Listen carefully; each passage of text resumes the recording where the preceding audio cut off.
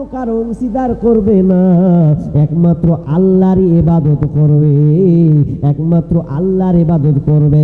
আর যদি বান্দা আল্লাহকে, আর বার থাকলাম না বিদেশে, বাড়ি এসে আগে তালাক দিব, তারপর কোন কথা, তালাক খাবি, অথচ আপনি ওকে এতটা ভালোবাসছিলেন, এতটা মহাব্বত করছিলেন, সামান্য একটা ভুল করেছে, শুধু আপনার বন্ধুর সঙ্গে একসাথে বিছানায় ঘুমিয়েছে, এটার জন্য আপনার সহ্য হলো না। তো ঠিক তেমনি ভাবে যে আল্লাহ আপনাকে এত সুন্দর করে, আশরাফুল মাখলুকাত করে আপনাকে বানালো, এত সুন্দর সৌন্দর্য দিয়ে আপনাকে বানালো, বলেন তো যে আল্লাহ হক রাখে একমাত্র ইবাদতের যোগ্য পাওয়ার, কিন্তু তাকে বাদ দিয়ে আপনি অংশীদার বানিয়ে নিলেন, তাহলে বলেন তো ওই আল্লাহ কি এটা মেনে নিবে? মানবে না। শিরক কত ভয়াবহ।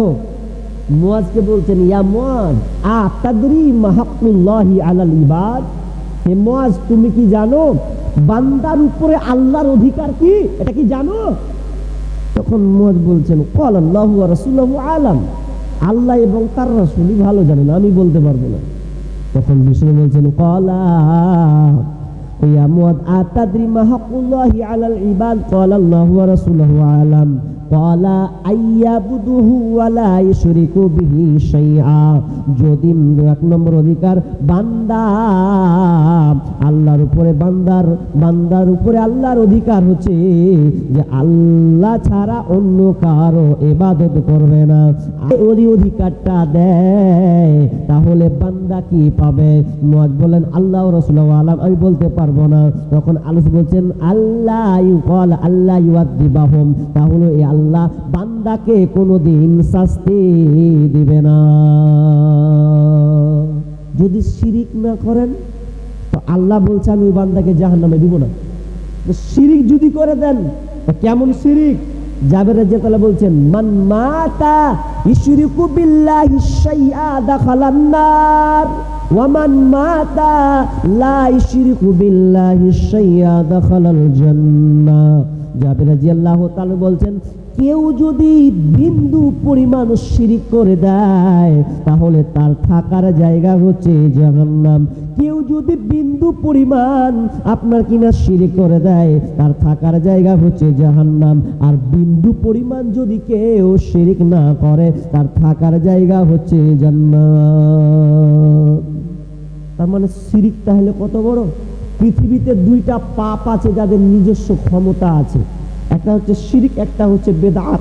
শিরিক এত মারাত্মক যে আপনি 60 বছর ধরে যত ইবাদত করেছেন, যত নেকি করেছে, যদি একটু স্লিপ করে দেন শিরিকে, তাহলে সব গুনাহ বাদ, মানে সব নেকি বরবাদ। তাহলে তো আমাকে জানতে হবে যে তাহলে শিরিক গেলা কোন গেলা, এগুলো তো জানতে হবে। আমি 60 বছর ধরে নামাজ পড়ছি, যদি শিরিক সম্পর্কে নাই জানি, তাহলে আমার ইবাদত করে কোনো লাভই হলো না। কি হলো তাহলে? তাহলে এগুলো আমাকে জানতে হবে। শিরিক খুবই খাতারনাক গো। আপনাকে আর একটা উদাহরণ তাহলে আপনি বুঝতে পারবেন। এখানকার লোক, আপনারা চাষি মানুষ, চাষ করেন তো নাকি? বোঝা যাচ্ছে চাষি মানুষ আছেন। আচ্ছা, চাষ করতে গিয়ে প্রথমে যদি ঘাস হয়ে যায়, তো ঘাস থাকলে আপনারা কি করেন? ঘাসকে মারেন না? মারেন তো, বিষ মারেন তো। বিষ মারেন দিয়ে আবার চাষ করেন ভালো করে। একটা লোক ওই বিষ মারবে, ঘাস মারার জন্য কি করেছে, বিষ আনতে যাবে বাড়ি থেকে, মানে বের হচ্ছে, দোকান যাবে। তো দোকান যখন আনতে দিয়েছে, তখন আর বিবি করেছে, আজি কোনটা যাচ্ছ?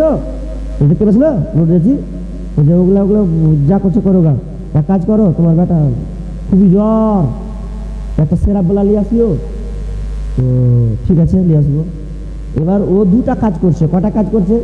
একটা মানে ঘাস মারা বিষ, আর একটা হচ্ছে জ্বরের ওষুধ। ভালো করে বুঝবেন উদাহরণটা, শিরিকটা খুব ভয়াবহ। এবার ওরা কি করলো, ওই লোকটা তখন বাড়ি থেকে বেরিয়ে দোকানে যে একদম নিয়ে নিলে, এই বিষ মারা দাও তো, ঘাস মারা বিষ দাও। কোনটা নিবে? এটা না এটা নিবে? দাও না গো, আর এসো। নিল একটা কোটা নিল, এবার নিয়েও চলে গেল। এবার ফার্মেসিতে বলছে, ভাই একটা প্যারাসিটামল দিন করে ভাই, সেটা বাচ্চা ছেলে, বুঝলেন? আচ্ছা, দিয়ে দিল। এবার দেওয়ার পরে দুটা নিয়েও বাড়ি চলে গেছে। এবার বাড়ি যখন চলে গেছে, তো ওর আঁকাবাক মানুষ ফের মার দেবেও, তোর আলমারিতে দুটো একসাথে রেখেছে, এটা দিকে দুটো রেখে তাড়াহুড়া করে আবার মাঠের দিকে চলে গেছে ও। এবার যাওয়ার পর তখন ওর স্ত্রীটা কাছে, হাজি তোমাকে যে জ্বর শান্ত করেছি, সিধা হাট আলমারিতে রাখা আছে, যা খুলে দেগা অত খেলে 5 মিল খুলে দেগা। এবার মোটা হুঁস খেতে কিছু বুঝে না, কোনটা বিষের বোতল আর কোনটা জ্বরের বোতল বুঝতে তো হবে। মোটা হুঁস বলে যা হয় বুঝেনি। এবার কি করেছে, বিষের বোতল না জ্বরের বোতল না ধরা চোরা ধরে বিষের বোতল ধরে লেগে, এবার যেমনই ধরে নেওয়া তেমন 5 ml ঢেলছে, দেখছে বিসমিল্লাহ খারে বেটা। আচ্ছা কহেন তো, আপনারা কহেন বিসমিল্লাহ করেও যদি খাওয়াই ছেলেটা বাঁচবে না মরবে? হ্যাঁ, আমার ভাষা বুঝতে পারছেন কি? মরবে। ভুল করে যে খাওয়াছে কেন মরবে?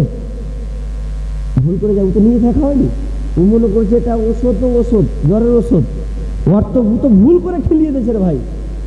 কিন্তু না, যতই হাজার ভুল করে খাওয়া ওর কোনো কায়দা নাই। ভালো করে শোনেন, উদাহরণটা আপনি জানা তানা মনে করিয়েন না।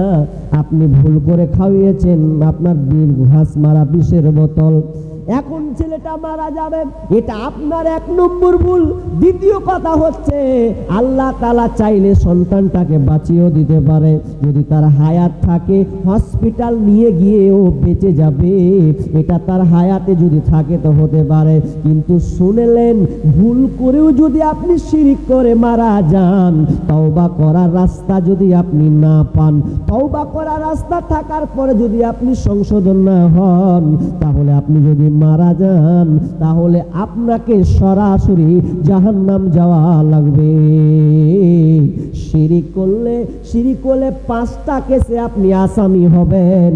1 নাম্বার, যদি আপনি শিরিক করেন তাহলে আল্লাহ তাআলা আপনার সমস্ত নেকিকে বরবাদ করে দিবেন। নাম্বার 2, যদি আপনি শিরকে লিপ্ত হন তাহলে আল্লাহ সুবহানাহু ওয়া তাআলা আপনার ঈমানকে নষ্ট করে দেবেন।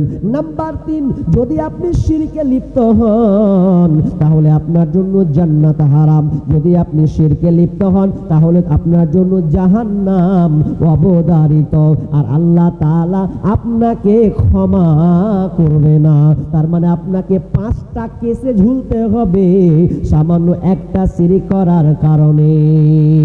আবু জার রাদিয়াল্লাহু তাআলা আনহু আল্লাহ রাসূলের সঙ্গে যাচ্ছেন, যেতে যেতে যেতে যেতে এক জায়গায় আল্লাহ রাসূল বলছেন, আবু জার তুমি এখানেই থাকো রে আবু জার, আমি গেলাম পাশে, এখানেই তুমি থাকবে। বুখারীর হাদিস। আবু জার কিছুক্ষণ পর তিনি আওয়াজ শুনতে পাচ্ছেন যেন আল্লাহ রাসূল কোনো ব্যক্তির সঙ্গে যেন কথা বলছেন, কথোপকথন চলছে। এমন সময় আল্লাহ রাসূল এসে বলছেন, লোকটা যদি চুরিও করে, লোকটা যদি ব্যভিচারও করে, লোকটা যদি চুরিও করে, লোকটা যদি ব্যভিচার করে, এরপরেও সে জান্নাতে যাবে। কথাটা কেমন? বলছে লোকটা যদি চুরি করে, লোকটা যদি ব্যভিচার করে, লোকটা যদি চুরি করে ব্যভিচার করে, এরপরে লোকটা জান্নাতে চলে যাবে। আবু জার বলছেন, আপনি কার সঙ্গে কথা বলছিলেন? বলছে জিবরিলের সাথে। জিবরিল কি বলছে? বলছে কেউ যদি শিরিক না করে মারা যায়, কেউ যদি শিরিক করে না মারা যায় তাহলে লোকটা জান্নাতে যাবে। তো আমি জিবরিলকে জিজ্ঞাসা করলাম, আচ্ছা বলো, লোকটা যদি চুরি করে তাও জান্নাতে যাবে? বলছে হ্যাঁ। লোকটা যদি ব্যভিচার করে, জেনা জান্নাতে যাবে? বলছে হ্যাঁ। তো আমি কথাটা 3বার বললাম, তাও বলছে হ্যাঁ। আচ্ছা আপনারা বলেন তো, এবার আপনারা মনে মনে করছে সালাম ঠিকই মৌকা পেলেনি, চুরি করবো জান্নাতে যাবো। হাদিস কিন্তু সম্পূর্ণ শেষ হয়নি, ভালো করে বুঝুন। আল্লাহ রাসূল কেন এই দুটা কথা তুলে দিলেন জানেন? যে চুরি করলেও জান্নাতে যাবে, ব্যভিচার করলেও জান্নাতে যাবে, কারণ এগুলা হচ্ছে কাবিরা গুনাহ। কাবিরা গুনাহ, তো কাবিরা গুনাহ করার পরও জান্নাতে চলে যাবে কেমন? দেখেন, পৃথিবীতে 3টি বড় পাপ আছে, যেই পাপ করলে তার শাস্তি হচ্ছে সে হত্যার যোগ্য, তাকে মার্ডার করতে হবে, তাকে কাতাল করতে হবে। 1 নাম্বার, কেউ যদি ইসলামকে ত্যাগ করে দেয়, ইসলাম মানব না, আমি অন্য ধর্মকে মানব, তাহলে ওই লোকটাকে কাতাল করতে হবে, ওই লোকটাকে আপনাকে না শাস্তি দিতে হবে, ও হচ্ছে হত্যার যোগ্য। ও ইসলাম মানলো না, এবার যদি লোকটা ভুল করে তাহলে ওকে করতে হবে, হত্যা করতে হবে। নাম্বার 2, দ্বিতীয় নম্বর কথা হচ্ছে যে লোকটা যদি বলে যে আমি ভগা ভুলে গেছে,